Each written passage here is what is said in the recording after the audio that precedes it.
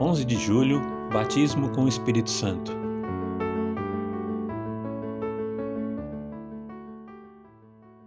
Quando Deus salva uma pessoa por meio de Jesus Cristo, um dos poderosos atos salvíficos de Cristo é batizar esse novo cristão com o Espírito Santo, incorporando-o ao corpo de Cristo, a Igreja. O batismo com o Espírito Santo é mais frequentemente associado com a descida do Espírito no dia de Pentecostes, descrita em Atos 2. Contudo, esse evento importante foi precedido por profecias e promessas a seu respeito. O Antigo Testamento aguardava com expectativa um novo derramamento do Espírito Santo. João Batista aumentou essa expectativa ao associar esse derramamento do Espírito ao Messias, que estava no meio do povo de Israel. Como Messias, o próprio Jesus aumentou mais essa expectativa, prometendo a seus discípulos que eles teriam uma maior intimidade com o Espírito e dele receberiam poder. De fato, antes de subir ao céu e enviar seus discípulos em missão como suas testemunhas, Jesus lhes ordenou que esperassem em Jerusalém a descida do Espírito Santo prometido. 10 dias após sua ascensão, Jesus, o Filho, junto com o Pai, enviou o Espírito Santo no dia de Pentecostes. Este derramamento do Espírito pelo Pai e pelo Filho reflete o fato de que o Espírito procede dos dois eternamente. O Espírito procede do Pai e do Filho. Consequentemente, eles, em conjunto, derramam o Espírito para inaugurar seu novo ministério e dar luz à Igreja da Nova Aliança. De forma alguma devemos imaginar que o Espírito Santo estivesse inativo antes disso. Pelo contrário, ele estava trabalhando entre o povo de Israel, especialmente nos juízes, reis e profetas. Da mesma forma que batizou seus discípulos com o Espírito Santo naquele dia de Pentecostes, Cristo continua batizando novos crentes com o Espírito como parte de sua salvação. Jesus Cristo é quem realiza o batismo.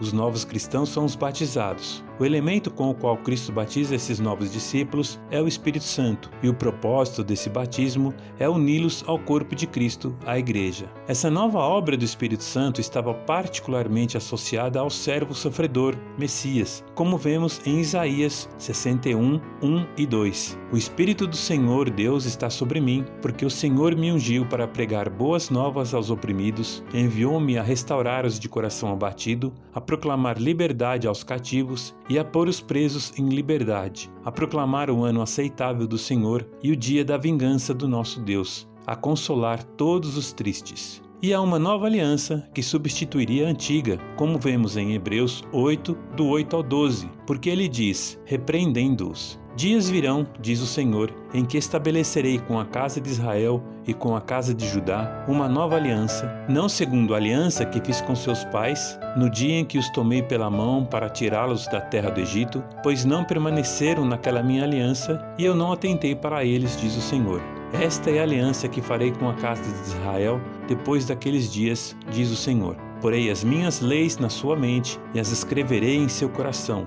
Eu lhes serei Deus, e eles me serão povo. Ninguém terá de ensinar ao próximo, nem a seu irmão, dizendo, conhece ao Senhor, porque todos me conhecerão, desde o menor até o maior deles. Pois serei misericordioso para com suas obras más, e não me lembrarei mais dos seus pecados. Como Messias, o próprio Jesus manteve e ampliou essa expectativa. Embora o Espírito estivesse de fato com os discípulos de Jesus, ele logo estaria neles. O Espírito da Verdade, o qual o mundo não pode receber, porque não o vê nem o conhece, mas vós o conheceis, pois ele habita convosco e estará em vós. João 14, 17. O Espírito que vivifica seria como rios de água viva fluindo deles, como vemos em João 7, do 37 ao 39. No último dia da festa, o dia mais importante, Jesus se colocou em pé e exclamou: Se alguém tem sede, venha a mim e beba. Como diz a Escritura, rios de água viva correrão do interior de quem crê em mim.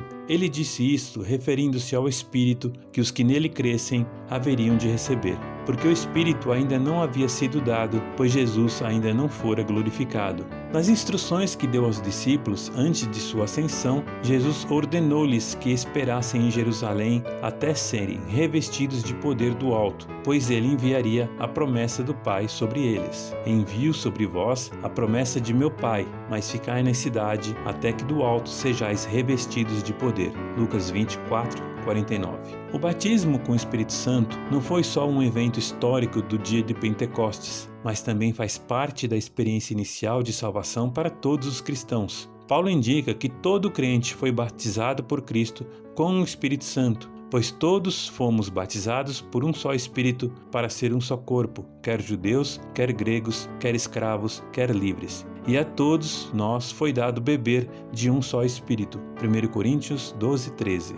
À medida que são cheios e guiados pelo Espírito, os cristãos se recusam a viver segundo sua natureza pecaminosa e amadurecem em seu caráter, tornando-se cada vez mais semelhantes a Cristo.